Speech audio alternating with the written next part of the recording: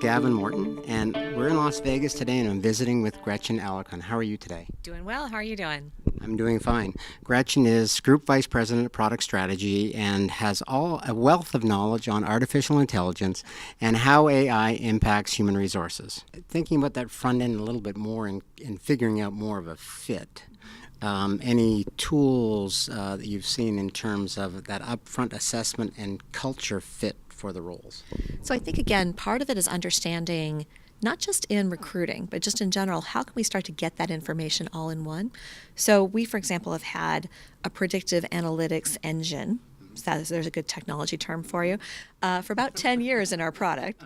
But what we did was we actually partnered with another vendor to kind of say, what are the characteristics that would make someone a top performer? Or what are the characteristics that might lead someone to be at risk of leaving your company? We put that into an algorithm, and then we deliver that as product to say, here is the flight risk for your organization, or here is the likelihood that this person's going to be a top performer. And then the important question is, what do you want to do about it? So it's not just enough for the system to say, hey, red flag, here's a problem. What we want to do is then say, okay, here are some options, some things you might consider. Maybe the person who is at flight risk hasn't had a vacation in 2 years, and we need to just get them out of the office for a little bit, for example. So the tools around retention, performance management, helping the managers do their job obviously is really key. And I like the fact that it's helping them, because many times they can be led to water, right? But then they have to do something with it. And so the system can urge and even require them to do something. Well, and also, I think where we see this going, now this is getting a little bit more into where I want to see technology go, but it is still something we're researching right now, is where can the system start to detect patterns in your own behavior and then give you guidance? So, for example, if I, as a manager, generally say if an expense account is less than $500, I'm just going to automatically approve it, right? Why am I wasting my time reviewing these expense accounts?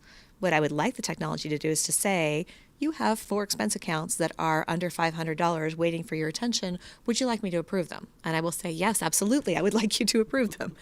Similarly, we could do the same thing where requisitions that are in budget, you automatically approve them. Would you like me to just approve them instead of making me look at individual requisitions or promotions or transfers or whatever other HR processes? So I think when the system can start to say, these are how we engage, or this is my own pattern, and then make me smarter or take work off my plate, that's really where the AI starts adding value for a manager. Oh, that's really neat. How do you see roles changing as a result of this type of change? A manager who has the system providing oversight, who then makes sure that the system has the right oversight in place. Very important question, right? Because what you don't want to do is say, wow, I've got this great technology that is helping me make really bad decisions. That's not what we want. I think a couple things that become important. You really have to look at what are the outcomes you're trying to get to, and is the system helping you get to those outcomes? The system is going to give recommendations, but I think most importantly, whenever you're looking at any of these kinds of technology, there still has to be a human in the driver's seat. We don't want the system just automatically approving or automatically doing this. We want an individual, because the system doesn't have creativity or empathy or judgment in a lot of cases. That's really where the human skills come in. So it's very important when you think about how you're going to leverage AI or machine learning or any of these other cool technologies, you really need to think about what outcomes you're trying to get to and who are the people who are going to be measuring and making sure that you are getting to those outcomes that you wanted.